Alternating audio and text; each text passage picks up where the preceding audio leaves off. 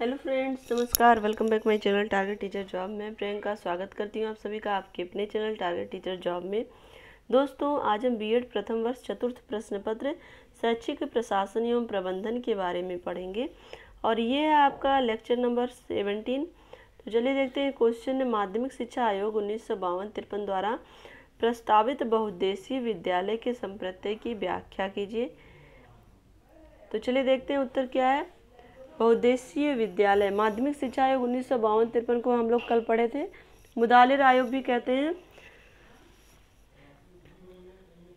बहुउद्देशीय विद्यालय, मुदालियर आयोग ने बहुउद्देशीय विद्यालय की संस्तुति की क्योंकि बहुउद्देशीय विद्यालय विभिन्न उद्देश्यों, रुचियों और योग्यताओं वाले छात्रों के लिए विभिन्न प्रकार के पाठ्यक्रमों का आयोजन करता है या प्रत्येक विद्यार्थी को व्यक्तिगत रूप से उसके द्वारा चुने हुए अध्ययन के विशिष्ट पाठ्यक्रम में अपनी स्वाभाविक योग्यताओं और अभिरुचियों का प्रयोग करने तथा उनको विकसित करने का उपयुक्त अवसर प्रदान करता है। तो दोस्तों, यहाँ पर हम देखें बहुउद्देशीय विद्यालय में मुदालिर आयोग ने बहुउद्देशीय विद्यालय की संस्तुति की क्योंकि बहुउद्देशीय विद्यालय जो होते हैं वो विभिन्न उद्देश्यों और रुचियों योग्यताओं वाले छात्रों के लिए भिन्न भिन्न प्रकार के पाठ्यक्रम, एक तरह से हम कह सकते हैं, का आयोजन करते हैं और प्रत्येक विद्यार्थी को व्यक्तिगत रूप से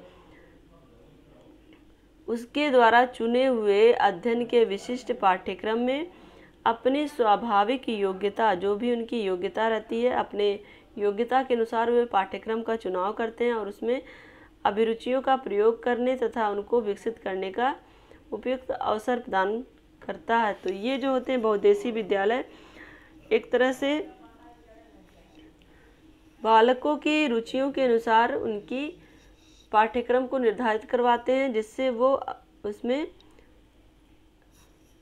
अपनी योग्यता को विकसित कर पाते हैं।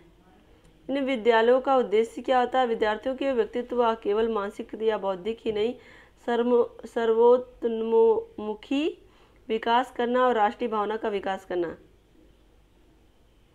तो यहाँ पर हम देखें इन विद्यालयों का क्या उद्देश्य होता है। विद्यार्थियों के व्यक्तित्व व केवल मानसिक बौद्धिक ही नहीं, यहाँ पर जो बहुउद्देशीय विद्यालय होते हैं, इस विद्यालय का जो उद्देश्य होता है बालक का केवल शारीरिक और मानसिक विकास करना या व्यक्तित्व का विकास करना नहीं, बल्कि सर्वोत्तमुखी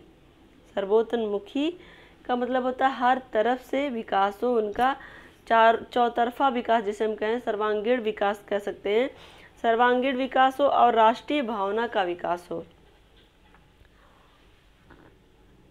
आयोगन ने कल्पना की कि ये विद्यालय दोहरे कार्य कर सकेंगे।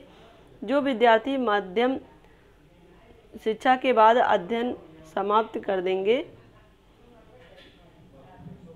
उन्हें स्वावलंबन की शिक्षा देंगे और विश्वविद्यालय अथवा उच्च शिक्षा की अन्य संस्थाओं में प्रवेश लेने के इच्छुक हो उन्हें इसके लिए तैयार करेंगे। तो यहाँ पर हम देखें अलग अलग माध्यमों से भी छात्रों को अलग अलग तरह से स्वावलंबन की शिक्षा देते हैं और विश्वविद्यालय अथवा उच्च शिक्षा की अन्य संस्थाओं में प्रवेश लेने के इच्छुक हो उन्हें उनके लिए तैयार करेंगे। परंपरा से कुछ ऐसी स्थिति चली आ रही थी कि एकेडमिक विषय को छोड़कर जो विद्यार्थी व्यावसायिक शिक्षा पढ़ता था उसे हीन दृष्टि से देखा जाता था। तो यहाँ पर इसके पहले एक परंपरा रही जिसमें विद्यार्थी अगर अपने उच्च शिक्षा को एक तरह से छोड़कर या जो एकेडमिक विषय होते थे, उस समय के जो पाठ्यक्रम में विषय होते थे, उसको छोड़कर अन्य विषय लेते थे या व्यावसायिक शिक्षा लेते थे तो उनको हीन दृष्टि से देखा जाता था। आयोग का मानना था कि बहुउद्देशीय विद्यालय में यह अंतर समाप्त हो जाएगा। इस प्रकार वस्तुतः जनतांत्रिक आधार पर शिक्षा व्यवस्था नियोजित की जा सकेगी। इन विद्यालयों में बच्चों का शैक्षिक मार्गदर्शन भी होगा।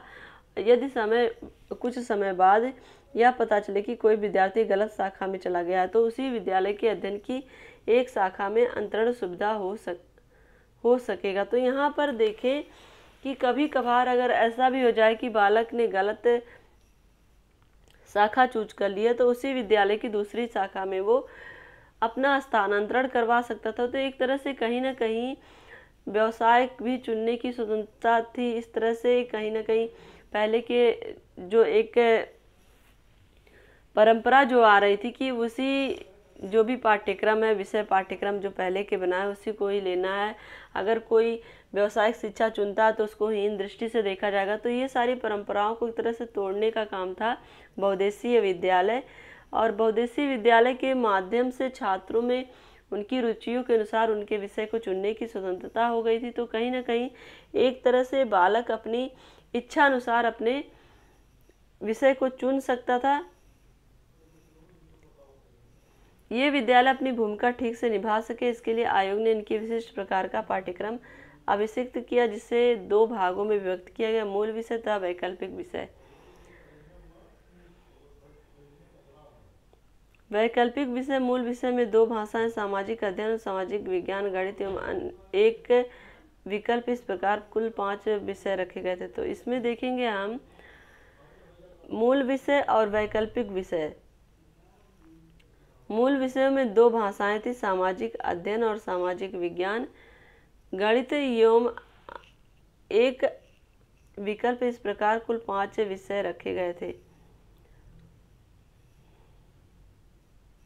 तो यहाँ पर हम देखें 5 विषयों की शिक्षा दी जा रही थी कोर सब्जेक्ट्स और ऑप्शनल सब्जेक्ट के माध्यम से।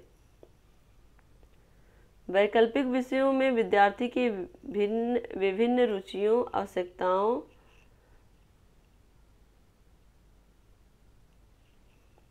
का ध्यान में रखकर 7 वर्ग बनाए।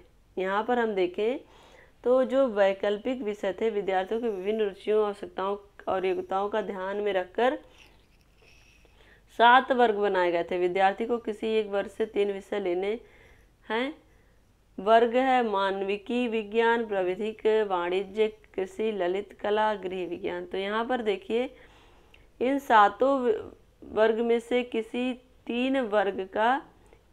एक वर्ग से 3 विषय का चुनाव करना था। 7 वर्ग बनाए गए थे।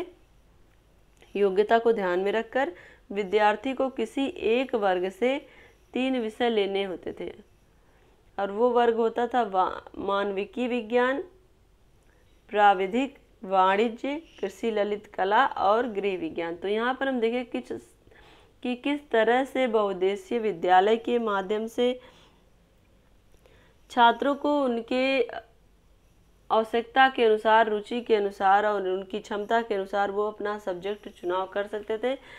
पहले की जो परंपरा थी विषय चुनने की, या विषय के अनुसार, पाठ्यक्रम के अनुसार जो भी विषय रहेगा उसको चुनने की, वो परंपरा अब बहुउद्देशीय विद्यालय आने से समाप्त हो रही थी धीरे धीरे, और छात्र अपनी इच्छानुसार स्वतंत्रता से अपने क्षमता के अनुसार विषय का चुनाव कर रहे थे। तो कहीं ना कहीं एक तरह से ये एक शिक्षा के लिए क्रांतिकारी परिवर्तन था। तो दोस्तों आज के लिए बस इतना ही। अगर ये वीडियो आपको अच्छी लगी है तो एक लाइक करिएगा, अपने दोस्तों के साथ शेयर करिएगा, और प्लीज़ चैनल को सब्सक्राइब करके बेल आइकन बटन को प्रेस कर दीजिएगा। हमसे जुड़ने के लिए थैंक यू सो मच। इसी तरह से मेहनत करते रहिए, खुश रहिए, मस्त रहिए, स्वस्थ रहिए, अपना और अपनों का ध्यान रखिए, अपने आसपास सफाई रखिए। जय हिंद।